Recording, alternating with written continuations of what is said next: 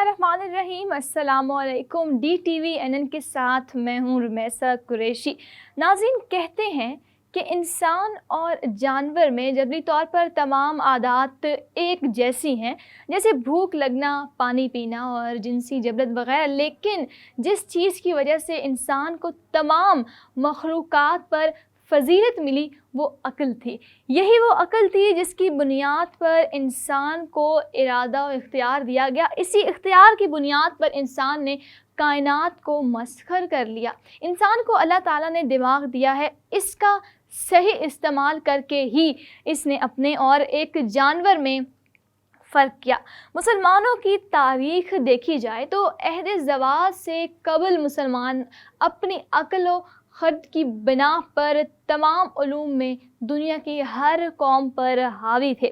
मुसलमानों की इल्मी अज़मत और अंदाज़ा इस बात से लगाया जा सकता है कि जॉर्ज साटन एक मशहूर कीमियादान और तारीख़दान था जिसने 5 जिल्दों पर मुश्तमिल साइंस की तारीख़, हिस्ट्री ऑफ साइंस लिखी। इसने साइंस की तारीख़ को चंद अदवार में तकसीम किया। इसकी तकसीम के मुताबिक हर दौरे निस्फ़ सदी पर मुहित होता है। हर निस्फ़ सदी के दौर को वो मरकज़ी शख्सियत के साथ जोड़ता है, यानी इसके ख़याल में हर 50 साल में कोई ना कोई ऐसी शख्सियत पैदा होती है जो इंसानियत पर अपना ऐसा तासुर छोड़ती है कि आने वाले बरसों में लोग इसको याद करते हैं। वो 450 था 500 कबल मसीह अफ़लातून के दौर करार देता है। इसके बाद के अदवार को अरस्तो, अक्लीदस और अरशमीदस का दौर कहता है। फिर 600 से 700 तक के ज़माने को इसने चीनी उलमा का दौर करार दिया। इसके बाद 750 से लेकर 1100 ईस्वी तक इसकी तकसीम में मुसलसल जाबिर, ख्वारिज़मी, राज़ी, मसूदी, बैरूनी, इब्न सीना, इब्न हैशम और उमर ख़याम का दौर है। साटन के नज़दीक 350 साल तक बिला इत्कता सिर्फ मुस्लिम साइंसदानों का दौर रहा है। जॉर्ज की तकसीम के मुताबिक 1100 ईस्वी की बाद पहली बार 1100 ईस्वी के बाद पहली बार मगरबी अशख़ास का नाम साइंस की दुनिया में शुरू होता है, मसलन गेराल्ड, रॉजर बेकन।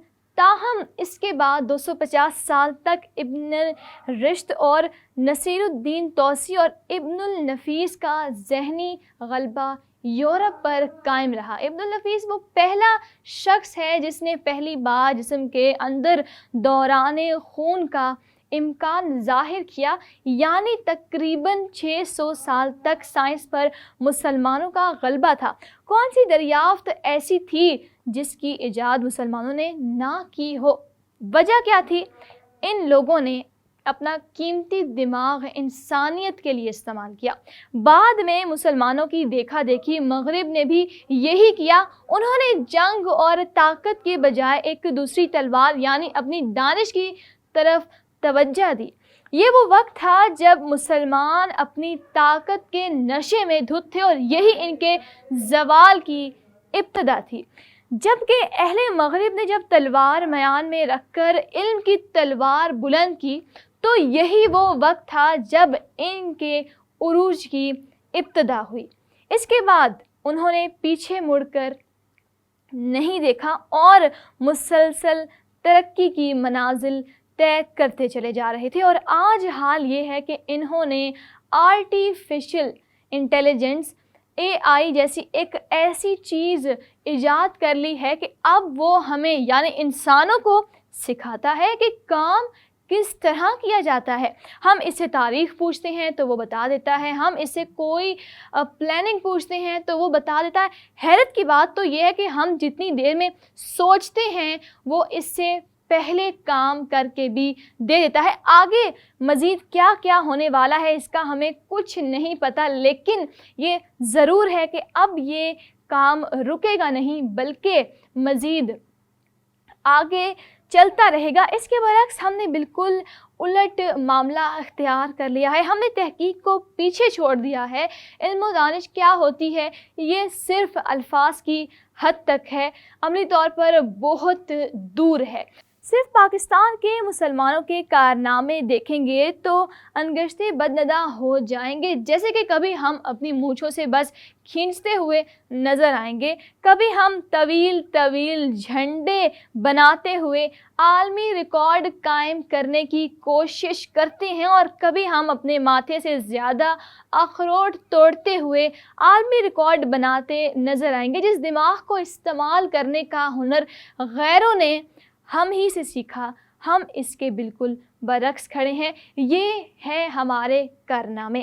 دنیا چاند پر پہنچ رہی ہے، اور اب ہم یہ کوشش کر رہے ہیں کہ بابا کے دربار کا نذرانہ وصول کرنے کے لیے آن لائن سسٹم کس طرح متعارف کروایا جائے۔ جب یہ حال ہوگا تو کس منہ سے کہیں گے کہ ہم افضل قوم ہیں؟ وہ ہر روز ایک نئی چیز ایجاد کر رہے ہیں، اور ہر روز خبروں کے ذریعے پتہ چلتا ہے کہ آج کوئی نئی چیز ایجاد ہوئی ہے۔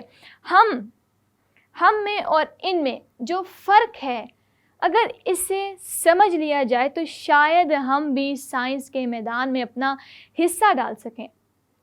وہ فرق یہ ہے کہ ماضی اور حال میں مغرب نے مسلمانوں کو دبانے یا شکست دینے کی ہر ممکن کوشش کی۔ اس زمن میں مورخین نے عجیب بات لکھی، وہ یہ کہ جن زمانوں میں وہ مسلمانوں سے ایک ایک علاقہ چھین رہے تھے اور اپنا جھنڈا گاڑے چلے جا رہے تھے، عین اسی زمانے میں انہوں نے مسلم کتب خانوں میں پڑھی بے شمار کتابوں کو اہتمام کے ساتھ چھپایا اور ان کے ترجمے کیے۔ انہوں نے سیاست کے معاملے کو الگ رکھا اور علم کے معاملے کو الگ۔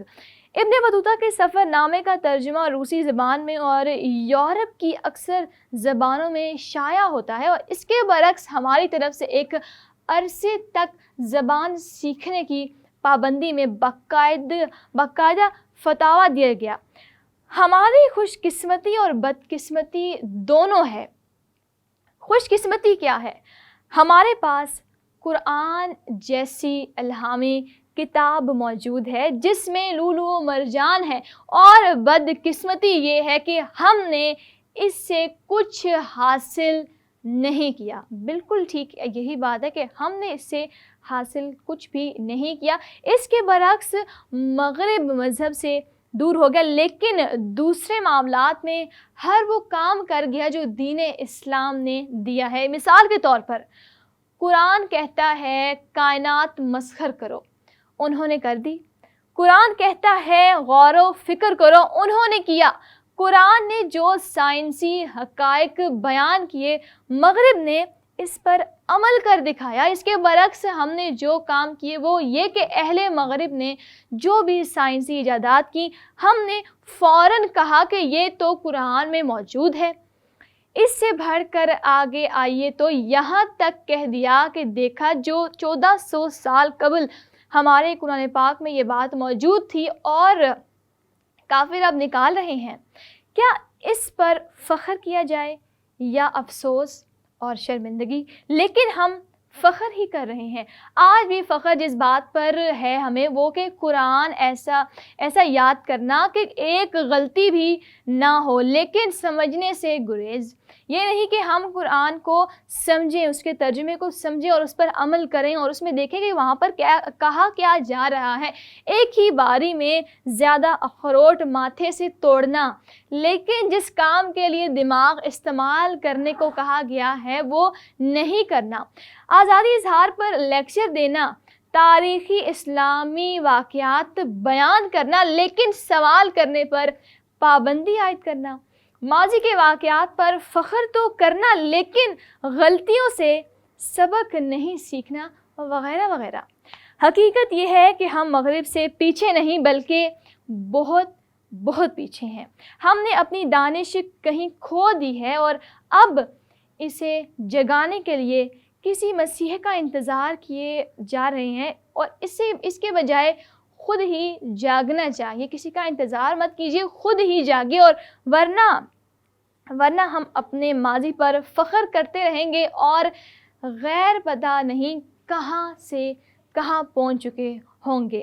ناظرین، اس بات پر غور و فکر کیجیے گا، ویڈیو پسند آنے کی صورت میں لائک کیجیے گا، اپنی رائے کا اظہار کامنٹ سیکشن میں کیجیے گا، and don't forget to subscribe our channel DTV اپنا بہت سارا خیال رکھیے گا اور انتظار کیجیے گا اگلی ویڈیو کا۔ تب تک کے لیے اللہ حافظ۔